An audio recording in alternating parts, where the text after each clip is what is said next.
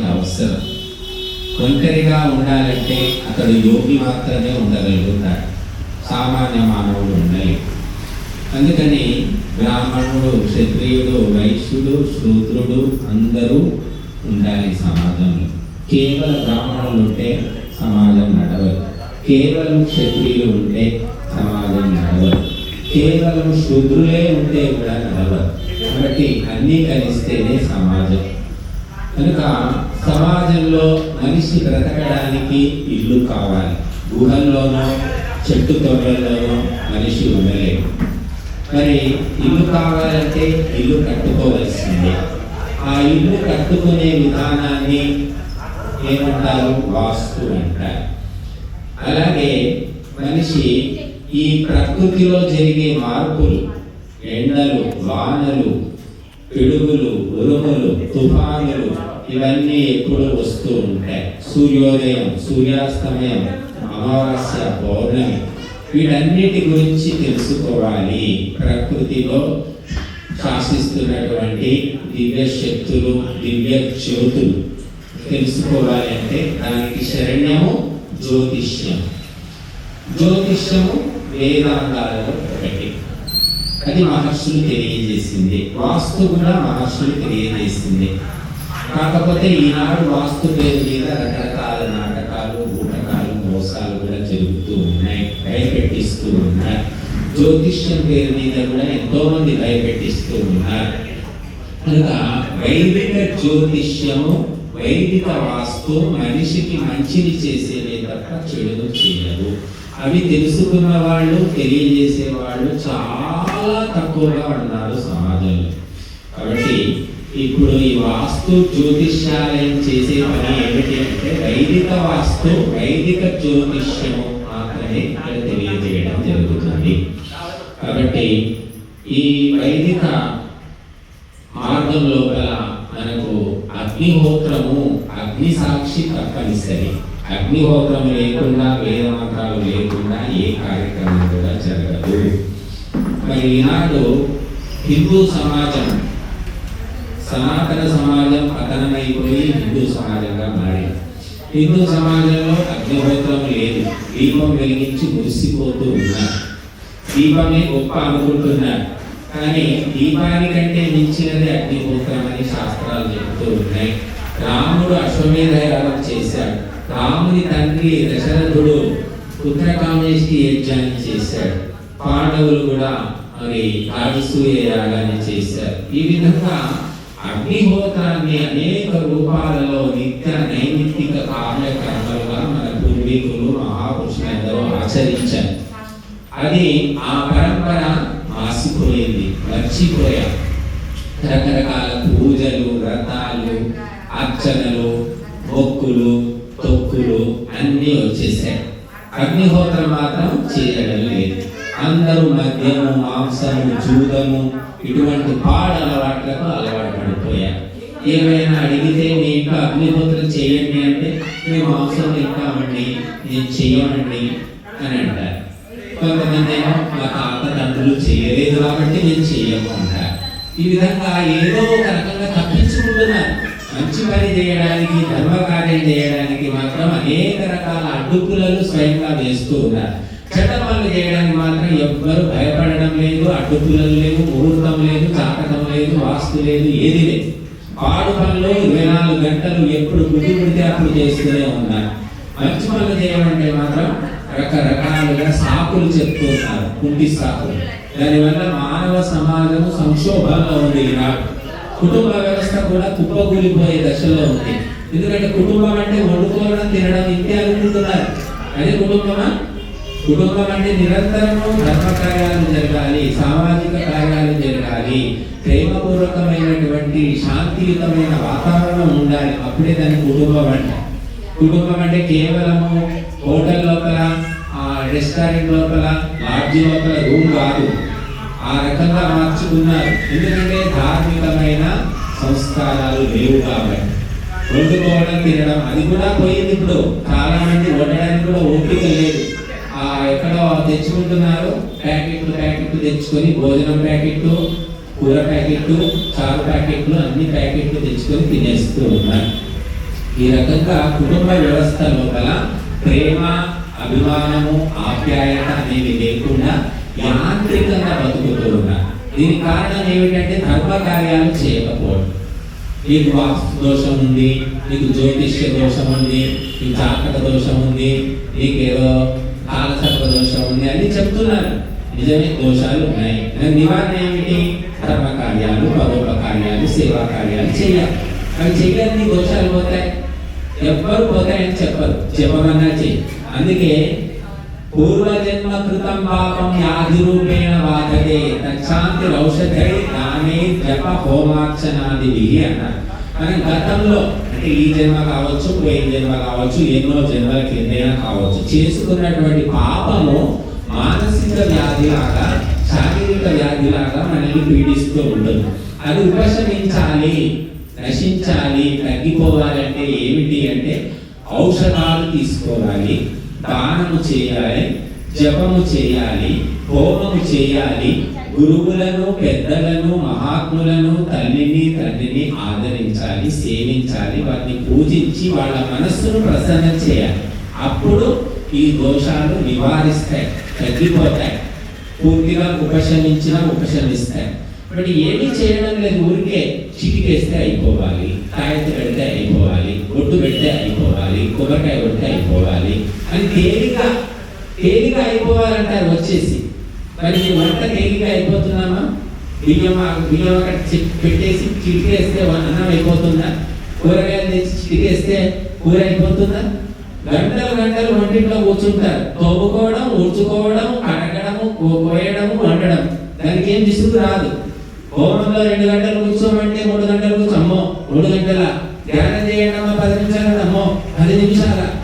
ప్రతి దానికి ధర్మ కార్యాలంటేనే ఓపిక లేదు, శ్రద్ధ లేదు, భక్తి లేదు. పనికి వాళ్ళ వాడికి మాత్రం విపరీతమైన శ్రద్ధ. 3 పూటలు వండుకొని తినడం సరిపోవట్లేదు, మళ్ళీ మధ్యలో స్నాక్స్, డ్రింక్స్, పల్లీలు, బఠానీలు, సమోసాలు, కేకులు, గోకులు అడ్డమైనవన్నీ తింటున్నారు, రోగాలు తెచ్చుకుంటున్నారు, బుద్ధి నష్టమైపోతుంది. పిల్లలు ఎవరు చెప్తే వినట్లేదు, పిల్లలు చెప్పినట్టే ఇంట్లో సాగుతున్నది. ఎందుకు ఈ పరిస్థితి వచ్చిందో ఎవరైనా ఆలోచిస్తున్నారా? ధర్మ కార్యాలు చేయండి, మీరు చేస్తే మీ పిల్లలు కూడా చేస్తారు. అనేక కష్టాలు, రోగాలు, బాధలు అన్ని దూరం అవుతాయి.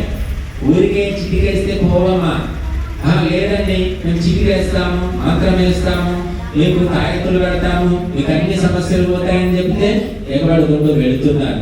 అన్ని రకాల నష్టాలు పొందుతున్నారు, లక్షలు సమర్పిస్తున్నారు, ఏ లాభం కూడా ఉండట్లేదు. కాబట్టి మనకు మహర్షులు చెప్పినటువంటి పరంపర ఏమిటి? అగ్నిహోత్రము, ధ్యానము, భజనము, పరోపకారము, సేవ, ఇవన్నీ ఏ ఒక్కటి చేసినా కూడా మనం బాగుపడతాం. గోసేవ చేయండి, తల్లిదండ్రుల సేవ చేయండి, అనాథ శరణాలయం పోండి, అక్కడ పిల్లలకు మంచి మాటలు చెప్పండి, వాళ్ళకి ఏమైనా సేవ చేయండి, వృద్ధాశ్రమాలకు వెళ్ళండి, వృద్ధులు చెప్పే మాటలు వినండి, వాళ్ళ బాధ ఏంటో తెలుసుకోండి. ఏది చేసినా కూడా మనకు పుణ్యం వస్తుందండి. పుణ్యం రావాలి అంటే కేవలం డబ్బులే ఖర్చు పెట్టవలసిన పని లేదు.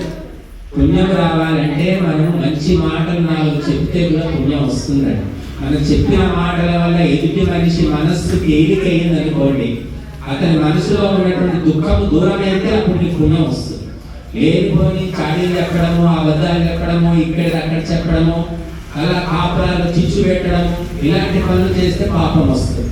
కాబట్టి కొన్ని విషయాలు తెలిసినా కూడా తెలియనట్టే ఉండాలి, కొన్ని తెలుసుకున్నా కూడా తెలియనట్టు ఉండాలి, కొన్ని తెలియకపోయినా తెలుసుకొని చెప్పవలసి వస్తుంది.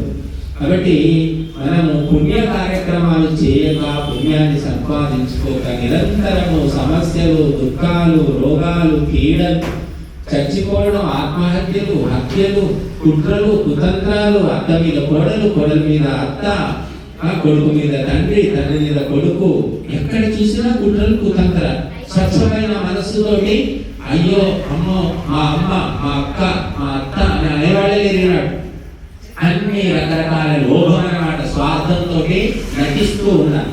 సినిమాలో నటులు డబ్బుల కోసం నటిస్తున్నారు, కానీ అవసరంగా నటిస్తున్నారు. తీయండి మాటలు, మళ్ళీ ఎదురుగా తీయగా మాట్లాడతారు, వెనక గోతులు ఇస్తూ ఉంటారు. ఇది ఎందుకు నేర్చుకున్నారో అర్థం కావట్లేదు. ఇంకా దానివల్ల మనం ఎదుటి వ్యక్తిని మోసం చేస్తున్నాం అనుకుంటున్నాం, కానీ మనమే మోసపోతాము, మనమే నష్టపోతాము.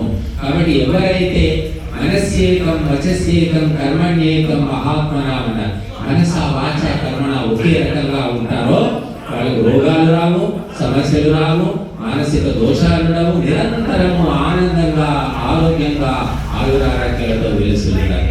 కాబట్టి మనము ఈనాడు సమాజం అంతా కూడా కుళ్ళిపోయి కష్టపడిపోయి, కాబట్టి కష్టపడిన సమాజంలో మనము కూడా కష్టపడవలసిన అవసరం లేదు. మనకంటూ ఒక పద్ధతి ఏర్పరచుకొని మన కుటుంబాన్ని సక్రమంగా నడిపించుకోవాలి. బురదలోనే కమలం వికసిస్తుంది. అందరూ చెడిపోయారు, నిజమే, అందరూ అబద్ధాలు ఆడుతున్నారు, కానీ నువ్వు అబద్ధం ఆడాల్సిన పని లేదు. నువ్వు మనస్సులో సంకల్పం చేసుకుంటే పవిత్రంగా స్వచ్ఛంగా ఉండగలుగుతావు. కాబట్టి ఇక్కడ వాస్తు జ్యోతిషం అంటే ఏమిటి అంటే మనము ఇల్లును ఎలా కట్టుకోవాలి, ఆ ఇంటిలో ఎటువంటి సౌకర్యాలు ఉండాలి, ఎటువంటి వసతులు ఉండాలి, ఎండ గాలి చలి ఇవన్నీ ఏ విధంగా ఉండాలి, సూర్యుడి యొక్క దర్శనం ఏ విధంగా జరగాలి, అగ్ని ఎక్కడుండాలి, పొయ్యి ఎక్కడుండాలి, ఇవన్నీ కూడా వాస్తు అని చెప్తారు. కానీ వాస్తు పేరు మీద ఎంతో మంది భయభ్రాంతులకు గురి చేసి డబ్బులు లక్షలు లక్షలు దోచుకుంటున్నారు. అటువంటి వాస్తు ఎక్కడ చెప్పలేదమ్మా. కాబట్టి సరైనటువంటి వైదిక వాస్తు తెలుసుకొని మన జీవితాలను బాగు చేసుకోవాలి. సరైన జ్యోతిష్యం తెలుసుకోవాలి. జ్యోతిష్యం అంటే ఇలా చేతులు చూసి చెప్పడం కాదు.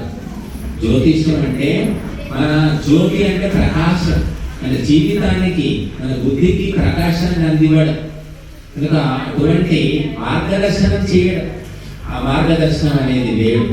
ఇప్పుడు చూస్తున్నాం మనం, ఎవరైనా ఇంట్లో చచ్చిపోతే ఇల్లు ఖాళీ చేయండి, 6 నెలలు ఇల్లు ఖాళీ చేసుకోండి అంటారు. ఇంట్లో సామానంతా ఏం చేయాలి, ఎక్కడికి పోవాలి, సొంత ఇల్లు ఉన్న వాళ్ళు ఏం చేయాలి?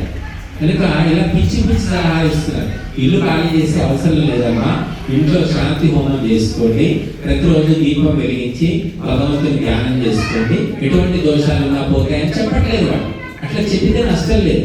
కానీ ఇల్లు ఖాళీ చేసి వెళ్ళిపోండి, ఇంట్లో చచ్చిపోయారు కాబట్టి ఇంటికి దోషం ఉంది, హాస్పిటల్లో చచ్చిపోతే హాస్పిటల్ ఖాళీ చేసిపోతారా? డాక్టర్ పేషెంట్ అందరు ఖాళీ చేసిపోతున్నారా?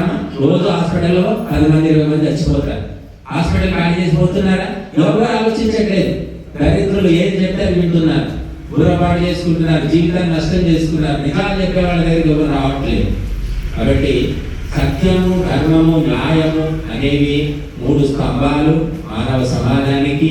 వీటిని వదిలిపెట్టకుండా ప్రజలకు మార్గదర్శనం చేయాలి. కాబట్టి ఇక్కడ మరి శ్రీకాంత్ వైదిక పురోహితుడు చక్కగా కౌన్సిలింగ్ చేసి చక్కగా ఓపికగా విని మరి సరైనటువంటి సలహాలు సూచనలు ఇస్తూ ఉంటారు. వారి సేవలు మీరందరూ వినియోగించుకొని సుఖశాంతులు పొందుతారని ఆశిస్తున్నాము. ఎవరూ కూడా భయపడవలసిన పని లేదు. మీరు ధర్మాన్ని ఆచరిస్తే భయపడరు, ధర్మాచరణ లేని వాళ్ళు మాత్రమే భయపడతారు. గుర్తుపెట్టుకోండి. ధర్మాన్ని ఎవరు ఆచరించకుండా విచ్చల విడిగా తిరుగుతూ ఉంటారో మాట్లాడుతూ ఉంటారో వాళ్ళే భయపడతారు. ధర్మము ఉన్న వ్యక్తి ఎప్పుడూ నిశ్చలమైన నీటిలాగా కదలకుండా మెదలకుండా ఉంటాడు. కాబట్టి మనం ధర్మాన్ని ఆచరించే ప్రయత్నం చేయాలి. ఆ ధర్మభూమి వేదభూమి మన భారతదేశము.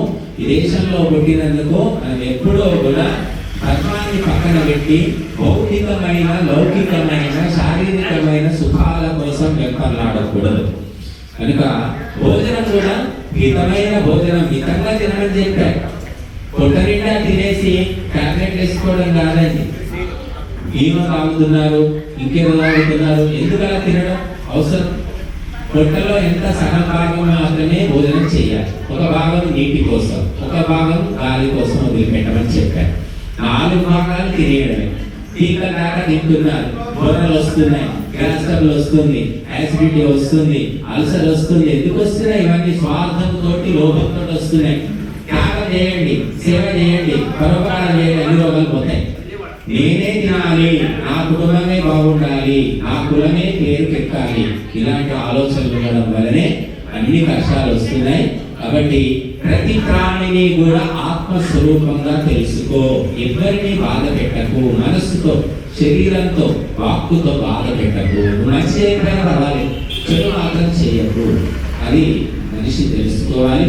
కాబట్టి ధార్మికమైన మార్గదర్శనం చేయడం కోసమే ఇక్కడ వాస్తు జ్యోతిష్యాలయం అనేది ఏర్పాటు చేశారు.